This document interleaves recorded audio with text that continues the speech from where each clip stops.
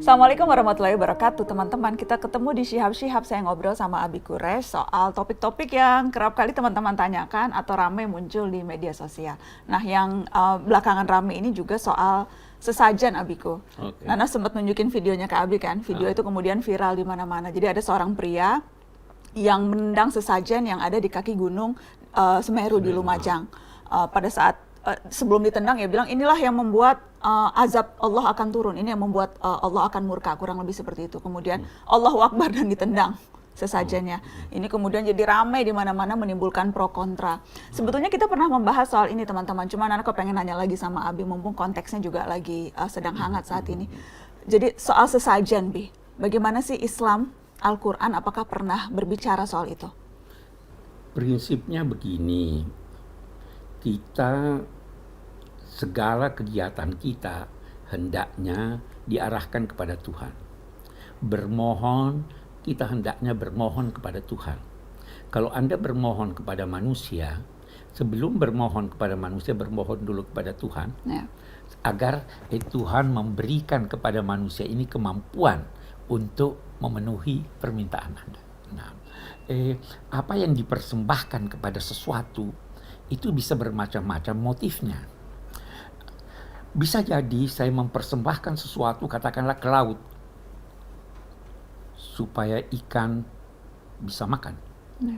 Saya berikan ke hutan supaya kera bisa makan. Itu sesuatu yang baik-baik saja. Saya tidak kaitkan dengan bahwa kera bisa memenuhi keinginan saya. Ada lagi, kita menyerahkan sesuatu yang kita namai sesaji atau sesajen itu dengan keyakinan bahwa inilah yang membantu saya mencapai. Potong kepala kerbau supaya tidak diganggu jin dalam pembangunan. Itu tidak. Tapi kalau Anda menyembelih kerbau, menyembelih sapi untuk Anda sedekahkan dan makan bersama, tidak ada masalah. Nah, tetapi kita anggaplah bahwa sesaji yang diberikan di kaki Gunung Semeru itu memang bermaksud untuk memohon bantuan suatu kekuatan selain kekuatan ilahi. Nah, ini yang kita harus hati-hati. Karena begini, setiap masyarakat menurut Al-Quran ada hal-hal yang dianggapnya baik. Nah, apa yang dianggap baik oleh masyarakat tertentu, jangan ganggu itu. Itu ada ayat di surat Al-An'am, dia katakan begini, وَلَا تَسُبُّوا الَّذِينَ يَدْعُونَ مِن دُونِ اللَّهِ فَيَسُبُّوا اللَّهَ عَدْوًا بِغَيْرِ عِلْمٍ كَذَلِكَ زَيَّنَّا لِكُلِّ أُمَّةٍ عَمَلًا. Jangan memaki sembahan-sembahan orang-orang yang menyembah selain Allah. Maki aja tidak boleh, apalagi nendang. Ya. Memang begitulah Allah menjadikan manusia mencintai sesuatu, menganggap baik sesuatu. Tidak apa-apa. Nanti Tuhan yang akan menentukan di hari kemudian apa pandangan Tuhan, keputusan Tuhan terhadap mereka. Jadi mestinya itu jangan ditendang. Karena seperti kita ketahui teman-teman, suku Tengger yang memang berada di sekitar kaki Gunung Semeru, salah satu adat istiadat mereka itu menaruh sesajen. Nah, itulah dia artinya kita hormatilah itu. Ya toh, menghormati itu bukan berarti kita setuju. Itu adatnya, itu kebiasaannya, itu kepercayaannya. Kenapa mau diganggu? Al-Quran berkata ini. Banyak sekali ayat itu. Lana a'maluna walakum a'malukum. Kami punya kegiatan amal, kalian punya kegiatan juga. Silahkan masing-masing kita. Karena kalau tidak, kita mengundang orang juga memperlakukan apa yang kita percaya, apa yang kita lakukan itu sebagaimana perlakuan kita terhadap dia. Orang maki kepercayaannya, kan bisa dijawab juga, dia maki kepercayaan kita. Ngapain begitu? Tapi bahwa itu akan memicu murka Allah, apakah itu betul, Bi? Dari mana kita tahu? Karena kan si orang ini dengan gagahnya bilang ditendang, inilah yang akan memicu azab dan murka Allah. Kalau dalam konteks itu kita katakan Allah kan mengizinkan. Tidak akan terjadi sesuatu tanpa izin Allah. Allah memberi kebebasan manusia untuk percaya atau tidak percaya, untuk beribadah atau tidak beribadah. Kalau kita baca ayatnya tadi, putusannya nanti di hari kemudian, siksaannya nanti di hari kemudian. Jadi pada prinsipnya apakah semua adat istiadat, apakah semua kebiasaan itu diperbolehkan oleh Islam, Abi? Tidak. Adat istiadat kebiasaan itu ada 3 dalam pandangan Islam. Ada 1 yang sesuai dengan nilai-nilai agama Islam. Itulah yang dinamai ma'ruf. Kita diperintahkan tegakkan ma'ruf. Apa yang kamu anggap baik di dalam masyarakatmu dan itu sejalan dengan tuntunan agama atau tidak bertentangan, tegakkan itu. Pakai peci hitam itu menurut Abi itu adat kebiasaan bangsa kita. Itu lebih baik daripada pakai topi. Itu adat kebiasaan. Sejalan. Ada lagi yang jelas bertentangan. Islam yang bertentangan itu tidak direstuinya. Tapi ini tadi, kalau bertentangan itu kepercayaan orang. Lakum dinukum waliya din. Ada lagi yang abu-abu. Yang abu-abu ini Islam berusaha untuk meluruskannya, memperbaikinya. Dulu Wali Songo itu melakukan itu. Sekian banyak adat istiadat, dia dalam 2 tanda petik dia Islamkan sehingga berjalan sesuai itu. Nah, jadi itu adat. Seperti acara siraman. Ya, itu bisa diislamkan. Kita mandi sambil berkata memang Islam menganjurkan untuk melakukan kegiatan-kegiatan yang baik. Itu apalagi di depan orang banyak dengan bersih-bersih. Sebelum Jumat mandi.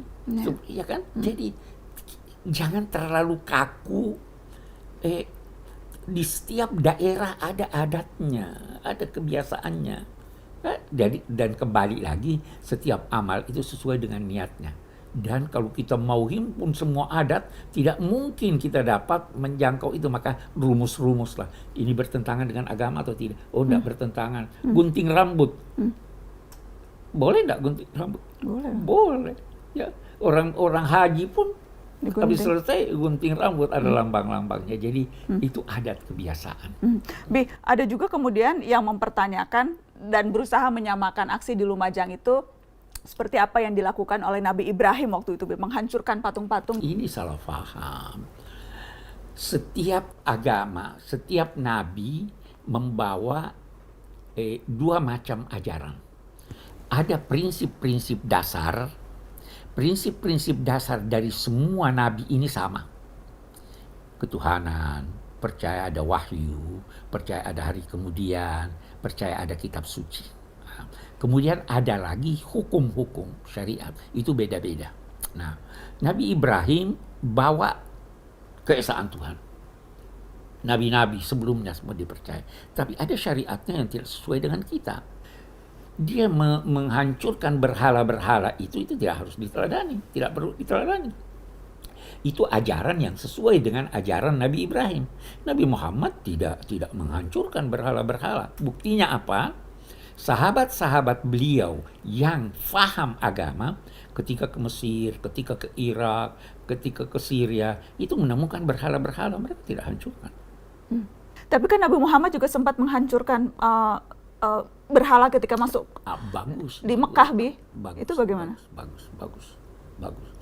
Mekah itu punya status khusus. Mekah itu adalah tanah suci yang oleh Allah dan Rasulnya dinyatakan tidak boleh dihuni kecuali orang yang beragama Islam. Sekarang kita mau analogikan. Sekarang ini dikenal visa. Visa itu kebijakan negara dalam konteks menjaga keamanannya dan menampakkan keindahannya. Ya kan? Nah, sehingga bisa saja satu orang dilarang oleh negara masuk ke negara itu karena bertentangan dengan falsafat dan ininya. Nah, Islam melarang non-muslim masuk ke sana. Kalau begitu, masih dibutuhkan adanya berhala-berhala itu di sana? Tidak dibutuhkan. Silahkan.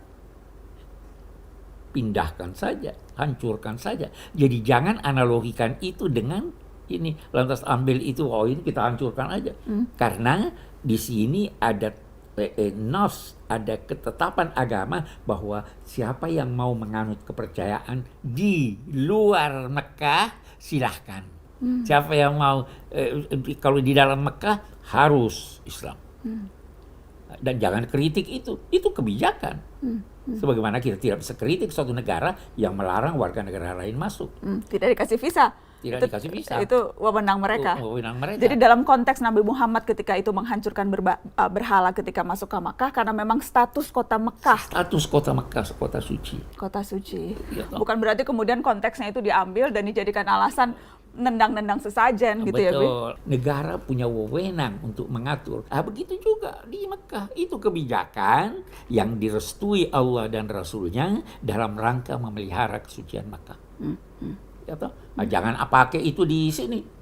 Beda konteks. Beda konteks. Okay. Jadi ketika kemudian ditendang dan dibilang tidak sesuai itu sama sekali tidak Islami. Justru itu tidak Islami. Tidak Islami. Islam suruh biarkan aja orang. Kenapa mau larang dia? Dia diberi kebebasan untuk ini. Karena bahayanya bisa berdampak.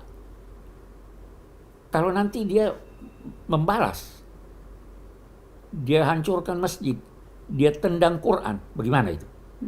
Kan bisa tuh balas tendang.